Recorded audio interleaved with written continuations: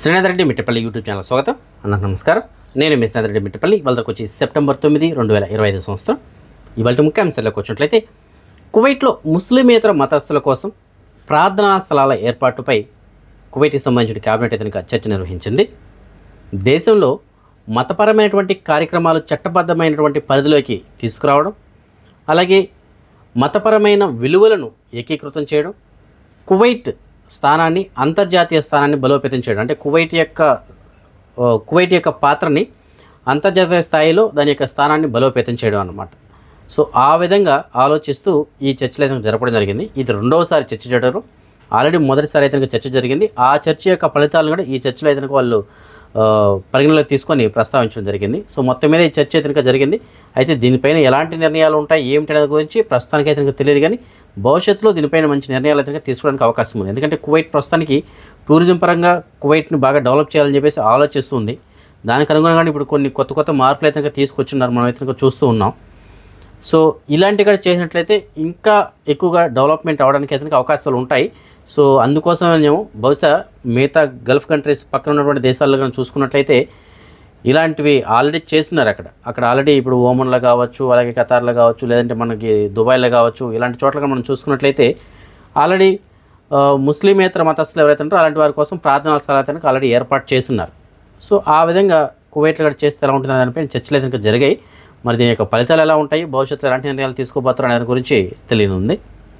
కువైట్లోని Ahmadi గవర్నరేట్లు illegal mobile vehicles, అంటే అక్రమంగా mobile vehicles ఎవరైతే నడుపుతూ ఉంటారో అలాంటివి, అలాగే షాప్స్, ఇలాంటి వాటిని లక్ష్యంగా చేసుకొని తనిఖీలు నిర్వహించడం జరిగింది. ఈ తనిఖీల్లో భాగంగా 2 వాహనాలని వాళ్ళు అక్కడి నుంచి తొలగించడం జరిగింది. అలాగే 16 షాపులపైన ఉల్లంఘనలు అయితే నమోదు చేశారు.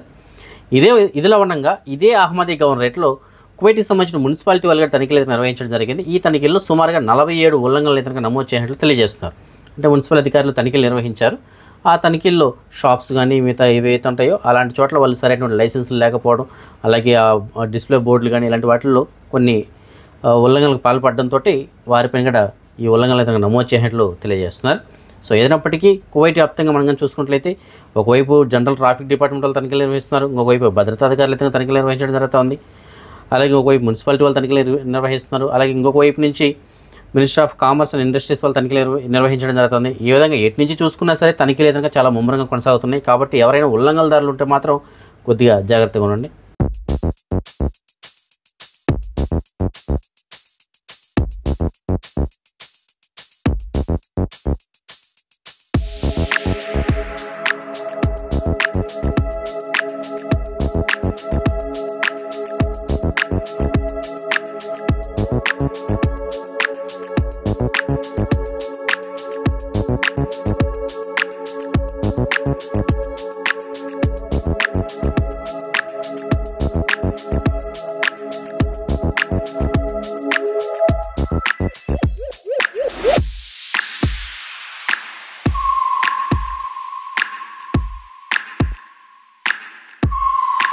కువైట్కి సంబంధించిన జనరల్ ట్రాఫిక్ డిపార్ట్మెంట్ వాళ్ళు కువైట్లో ఎవరైతే వారి యొక్క వాహనాలని రెక్లెస్గా నడిపింటారో, అంటే రేస్ కారులాగా నడపడం, లేదంటే డ్రిప్పింగ్స్ చేయడం, లేదంటే ట్రాఫిక్ సిగ్నల్స్ దగ్గర జంప్ చేయడం కానీ ఇలాంటివి ఎవరైతే చేస్తుంటారో అలాంటి వారిని సీసీ కెమెరా ఫోటేజెస్ ఏవైతే ఉంటాయో వాటిని ఆధారంగా చేసుకొని వారిని అదుపులో తీసుకోవడం జరిగింది. అలాగే వెహికల్స్ కూడా స్వాధీనం చేసుకున్నారు. వారిపైన చట్టపరమైన చర్యలు తీసుకోవడం కోసం సంబంధిత విభాగాలకి రెఫర్ చేశారు.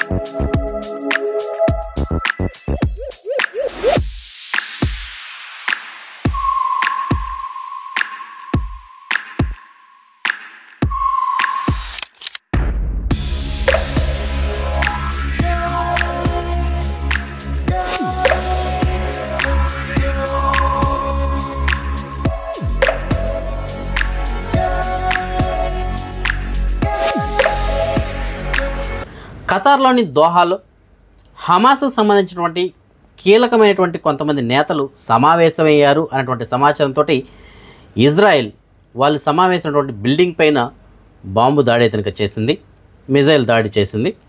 అయితే ఈ దాడి కారణంగా బిల్డింగ్ అయితే చాలా వరకు ధ్వంసమైంది. దీనికి సంబంధించిన పూర్తి వివరాలు అయితే ఇంకా తెలియాల్సి ఉంది. కానీ ఒక సమాచారం మేరకు ఆ కీలక నేతలు ఎవరైతే ఉంటారో అలాంటి వారికి మాత్రం ఎలాంటి హాని జరగలేదని చెప్పేసి తెలియజేస్తున్నారు. కానీ ఏదైనప్పటికీ ఇక్కడ జరిగినటువంటి దాడి ఏదైతుందో ఆ దాడికి అమెరికా కూడా సహకరించిందని చెప్పేసి తెలియజేస్తున్నారు. ఇజ్రాయెల్ కూడా దీన్ని ఒప్పుకోవడం జరిగింది, మేమే ఆ దాడి చేసామని చెప్పేసి. సో ఖతార్లోని దోహాలో హమాస్కు సంబంధించిన నాయకులు కొంతమంది వచ్చి ఇక్కడ సమావేశమయ్యారని చెప్పేసి, ఖతార్లో ఉన్నటువంటి కొంతమంది వాళ్ళకి సహకరించారని చెప్పేసి వాళ్ళు సమావేశమైన బిల్డింగ్ పైన వాళ్ళు దాడి చేశారు. సో మేము అంతే తప్ప ఖతార్ పైన దాడి చేయాలని కాదు, వారిని లక్ష్యంగా చేసుకొని మేము చేసామని చెప్పేసి ఇజ్రాయెల్ అంటుంది. కానీ దీనిపైన ఖతార్తో సహా మిగతా గల్ఫ్ కంట్రీస్ అన్నీ కూడా వ్యతిరేకిస్తున్నాయి. ఈ దాడిని అయితే తీవ్రంగా ఖండిస్తున్నాయి. కువైట్ కావచ్చు, అలాగే ఖతార్ కావచ్చు, ఓమన్ కావచ్చు, బహ్రెయిన్ కావచ్చు, మిగతా గల్ఫ్ కంట్రీస్ అన్నీ కూడా వ్యతిరేకిస్తున్నాయి ఇలాంటి దాడి చేయడం అనే దాని గురించి.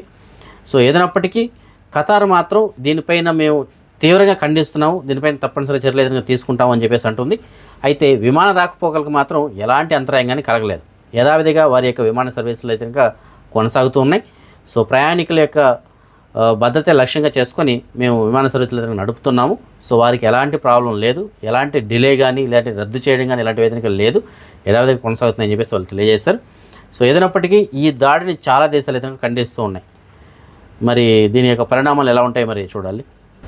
కువైట్లో మనందరికీ బాగా తెలిసినటువంటి మాస్ మీడియా మస్తాన్ గారు ఎవరైతే ఉన్నారో ఆయనకి గౌరవ డాక్టరేట్ అందింది. వివరాలను మనం చూసుకున్నట్లయితే డాక్టర్ సర్వేపల్లి రాధాకృష్ణ గారి జయంతి సందర్భంగా ఏర్పాటు చేసినటువంటి కార్యక్రమంలో హైదరాబాద్లో ఉన్నటువంటి ఇంటర్నేషనల్ పీస్ యూనివర్సిటీ వాళ్ళు ఎవరైతే ఉన్నారో వారు ఈ మాస్ మీడియా మస్తాన్ గారి సేవలను గుర్తించి ఆయనకి హైదరాబాద్లో ఉన్నటువంటి మాజీ మంత్రి అయినటువంటి సముద్రాల వేణుగోపాలాచారి ఎవరైతే ఉన్నారో ఆయన యొక్క చేతుల మీదుగా ఆయనకి గౌరవ డాక్టరేట్ని అందించడం జరిగింది. మాస్ మీడియా మస్తాన్ గారు ఎవరైతే ఉన్నారో ఆయన ఈ అవార్డుని అతనికి అందుకోవడం జరిగింది. దాని తర్వాత ఆయన మాట్లాడుతూ ఈ రాయలసీమ అంతర్జాతీయ విమానాశ్రయ సాధన సమితిని ఏర్పాటు చేశాను, అలాగే సలాం అబ్దుల్ కలాం ఆర్గనైజేషన్ ఏదైతే మనం చేయడం జరిగిందో, అలాగే మన మాస్ మీడియా ద్వారా ఏవైతే మనం సేవలు నిర్వహించామో వీటన్నిటిని కూడా వాళ్ళు పరిగణలోకి తీసుకొని మనకి ఈ అవార్డు అతనికి ఇవ్వడం జరిగింది అని చెప్పేసి ఆయన తెలియజేయడం జరిగింది.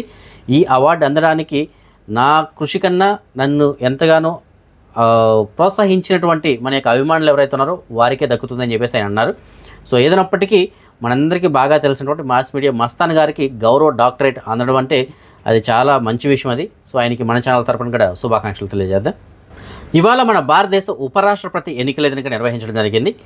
ఈ ఎన్నికల్లో మొత్తం 781 మంది ఓటర్లు ఉండగా అందులో 767 మంది ఆ ఓటు హక్కును వినియోగించుకోవడం జరిగింది. అందులో 752 ఓట్లు అయితే కనుక చెల్లుబాటు అయ్యేటువంటి ఓట్లు. అందులో మనకి పోటీ చేసింది అయితే కనుక సిపి రాధాకృష్ణన్ గారు మరియు జస్టిస్ సుదర్శన్ రెడ్డి గారు, వీళ్ళిద్దరూ ఈ ఉపరాష్ట్రపతి పోటీకి అయితే కనుక పోటీ చేయడం జరిగింది. ఇందులో సిపి రాధాకృష్ణన్ గారికి 452 ఓట్లు రాగా జస్టిస్ సుదర్శన్ రెడ్డి గారికి 300 ఓట్లు వచ్చాయి. సో దీంతో సిపి రాధాకృష్ణన్ గారు జస్టిస్ సుదర్శన్ రెడ్డి గారి పైన 152 ఓట్ల ఆధిక్యంతో విజయం అయితే సాధించారు. సో మన భారతదేశ ఉపరాష్ట్రపతి ప్రస్తుతానికి ఇంకా ఎవరు అనేసి అంటే సిపి రాధాకృష్ణన్ గారు. నిన్నటి వీడియోలో మనం చెప్పుకున్నాం కదా, నేపాల్లో సోషల్ మీడియా పైన బ్యాన్ విధించడంతో అక్కడ ఉన్నటువంటి స్టూడెంట్స్ అలాగే యువత ఎవరైతే ఉంటారో వీళ్ళు ప్రభుత్వం పైన తీవ్రమైనటువంటి నిరసన వ్యక్తం చేస్తూ ఆందోళనలు చేపట్టడం జరిగింది. ఈ ఆందోళనల కారణంగా కొంతమంది స్టూడెంట్స్ కూడా ప్రాణాలు కోల్పోయారని చెప్పేసి మనం చెప్పుకున్నాం. అయితే ఎట్టకేల గవర్నమెంట్ అయితే దిగి వచ్చి ఆ బ్యాన్ అయితే తొలగించింది. సో యథావిధిగా సోషల్ మీడియా అయితే పనిచేస్తుందని చెప్పేసి తెలియజేసింది. అయినా సరే ఈ ఉద్రిక్త పరిస్థితులు అయితే ఆగలేదు. ఈ ఆందోళనకారులు ఎవరైతే ఉన్నారో వాళ్ళందరూ కూడా పార్లమెంట్ భవనాన్ని కూడా ముట్టడి చేయడం జరిగింది. పార్లమెంట్ భవనానికి నిప్పు పెట్టారు. అలాగే మాజీ మంత్రులు, ప్రధానమంత్రులు ఎవరైతే ఉంటారో వారి యొక్క భవనాలు అంటే నివాసాలు ఏవైతే ఉంటాయో వాటిపైన కూడా దాడి చేసి వాటిని కూడా చాలా వాటిని ధ్వంసం చేశారు. అలాగే కొన్నిటిని తగలబెట్టడం జరిగింది.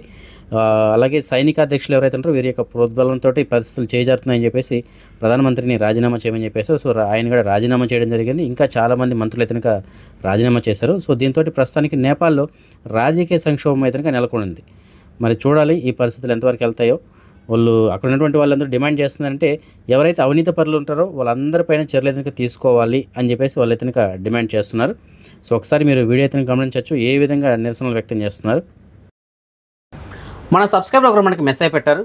వాళ్ళకి హవల్లీ ప్రాంతంలో గ్రాండ్ హైపర్ సూపర్ మార్కెట్ ఏదైతే ఉందో అక్కడ ఒక సివిల్ ఐడి కార్డు దొరికిందని చెప్పేసి అంటున్నారు. ఆ సివిల్ ఐడి కార్డు పైన పేరు కనుక సి గాండ్రలత కుమారి అని చెప్పేస్తుంది. సో ఫ్రెండ్స్, ఈవిడ శ్రీలంకకు సంబంధించిన ఆవిడలాగా ఉన్నారు. సో మీకు ఎవరికైనా సరే శ్రీలంకకు సంబంధించినటువంటి ఈ గాండ్రలత కుమారి అనేటువంటి ఆవిడ తెలిసినట్లయితే ఆవిడకి తెలియచేయండి. ఆవిడకి సంబంధించిన సివిల్ ఐడి కార్డు మీకు డిస్ప్లేలో ఒక నెంబర్ ఉంది కదా, ఆ నెంబర్ గల వాళ్ళ దగ్గర ఉంది, వెళ్ళి కలెక్ట్ చేసుకోమని చెప్పేసి చెప్పండి. అలాగే ఫర్వానియా ప్రాంతం నుంచి మనకు ఒక సబ్స్క్రైబర్ మెసేజ్ పెట్టడం జరిగింది. వాళ్ళకి హోటల్లో పనిచేయడానికి క్లీనింగ్ కోసం అని చెప్పేసి ఒక మనిషి కావాలని చెప్పేసి అంటున్నారు. 150 దినాల జీతము, రూము, ఫుడ్ కూడా వాళ్ళే అరేంజ్ చేస్తామని చెప్పేసి అంటున్నారు. సూన్వేజ్ అయితే బాగుండు, మేము అకామ కూడా మార్చుకుంటామని చెప్పేసి తెలియజేస్తున్నారు. సో మీకు ఎవరికైనా సరే క్లీనింగ్ వర్క్ కావాలనుకుంటే మీకు డిస్ప్లేలో వాళ్ళకి సంబంధించిన నెంబర్ ఇచ్చిన నెంబర్కి కాల్ చేసి పూర్తిగా కనుక్కొని మీకు నచ్చితే వెళ్ళొచ్చు. అలాగే ఇంకొక సబ్స్క్రైబర్ మనకి మెసేజ్ పెట్టడం జరిగింది. వాళ్ళకి డ్రైవర్ కావాలి అని చెప్పేసి అంటున్నారు. అయితే తనాదుల పైన వచ్చే వాళ్ళు ఎవరైతే ఉంటారో అలాంటి వాళ్ళు మాత్రమే కావాలని చెప్పేసి అంటున్నారు. కావాలంటే తనాదులకి డబ్బులు కూడా కడతామని చెప్పేసి అంటున్నారు. 140 నుంచి 150 దినాల జీతం కూడా ఇస్తామని చెప్పేసి అంటున్నారు. పని కూడా చాలా తక్కువ ఉంటుందని చెప్పేసి అంటున్నారు. సో మీలో ఎవరికైనా సరే కువైట్ వాళ్ళ ఇంట్లోకి తనాదుల పైన అక్కడికి వెళ్ళి పని చేసుకోవడానికి, డ్రైవర్ పని చేసుకోవడానికి ఇంట్రెస్ట్ ఉన్నట్లయితే మీకు డిస్ప్లేలో వాళ్ళకి సంబంధించిన నెంబర్ ఇచ్చాను, ఆ నెంబర్ కాల్ చేసి పూర్తిగా కనుక్కొని మీకు నచ్చితే వెళ్ళొచ్చు. ఇంకొక సబ్స్క్రైబర్ మనకి కైర్వాన్ ప్రాంతం నుంచి మెసేజ్ పెట్టడం జరిగింది. కువైట్ వాళ్ళ ఇంట్లో పనిచేయడానికి ఒక డ్రైవర్ కావాలని చెప్పేసి అంటున్నారు. అయితే ఎవరైతే తనాదుల పైన వస్తారో అలాంటి వాళ్ళు కావాలని చెప్పేసి అంటున్నారు. సో మీలో ఎవరికైనా సరే డ్రైవర్ పని చేసుకోవడానికి ఇంట్రెస్ట్ ఉంటే అది కూడా కువైట్ వాళ్ళ ఇంట్లో తనాదుల పైన వెళ్ళి చేసుకోవడానికి ఇంట్రెస్ట్ ఉన్నట్లయితే మీకు డిస్ప్లేలో వాళ్ళకి సంబంధించిన నెంబర్ ఇచ్చాను, ఆ నెంబర్ కాల్ చేసి పూర్తిగా కనుక్కొని మీకు నచ్చితే వెళ్ళి పని చేసుకోవచ్చు. అదే మనం ఈ మనీ ఎక్స్చేంజ్ విషయానికి వచ్చినట్లయితే ప్రస్తుతానికి ఒక కువైట్ ధర మన భారతదేశ రూపీస్లో సుమారుగా 287 రూపాయలుగా ఉంది. బంగారం విషయానికి వచ్చినట్లయితే బంగారం ధర మాత్రం నిన్నటికి వాళ్ళకి మళ్ళీ స్వల్పంగా పెరిగింది.